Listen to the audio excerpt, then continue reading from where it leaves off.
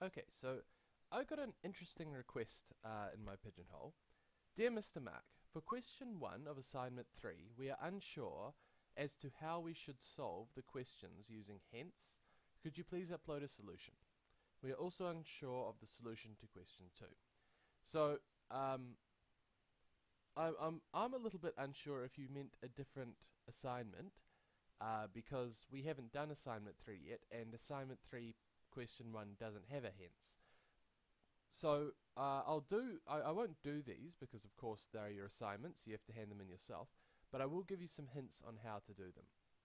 So let's take a look firstly at assignment 1. Since it's the hints part, I'm going to assume that you can do the sketch of 3x plus 1 over 3x take 2. By inserting an appropriate line in your diagram, state the values of x such that 3x plus 1 over 3x take 2 is going to be less than or equal to 3x plus 1. Well, the hence part then, let's assume that you have your diagram here, your graph. It looks something like this. And again, please forgive me because I'm not going to draw this properly, but it's 3x plus 1 over 3x plus 2. Your graph should look something like this.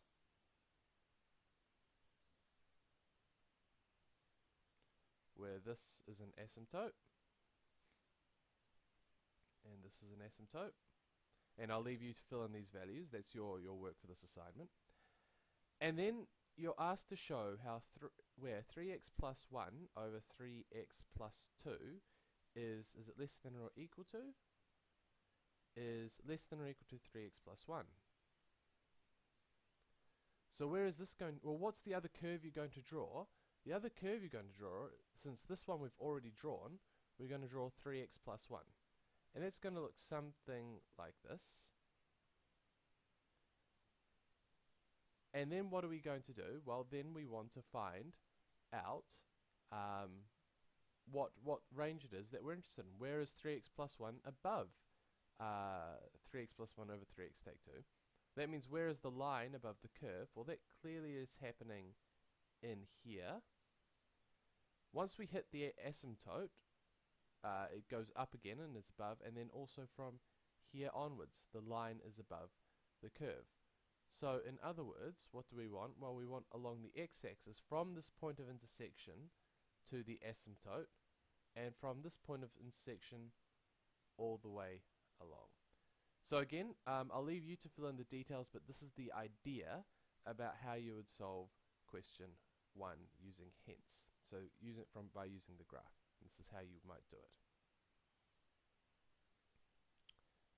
Let's take a look briefly then at question 2 as well. Sketch the graph of x squared plus y squared is equal to 20, showing clearly the shape of the curve and the coordinates where the graph cuts the axes. X squared plus y squared is equal to 20. We know what type of curve x squared plus y squared is. This is going to be a circle. It's going to be centered on the origin. Where is it going to cut the axes? Well, 20 has to be our radius squared. So take the square root of 20, that's your radius. State the range of values of x. State the range of values that x may take. Well, if you look at the graph of a circle, what do you see? Graph of a circle, y, x. And it looks something like this. You see that x doesn't exist.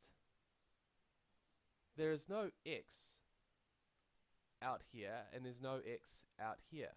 So what's it trying to find? Well, it wants the values that x can take. That means it wants these values in here. It's just asking you for these x values. By inserting an appropriate straight line in your diagram or otherwise, find the coordinates of the point where the line y equals to 2x cuts the curve x squared plus y squared is equal to 20. This one should be fairly okay for you guys. Oops, wrong pen. Have I got an undo button? I do, good. Your line, of course, is going to be y equals to 2x.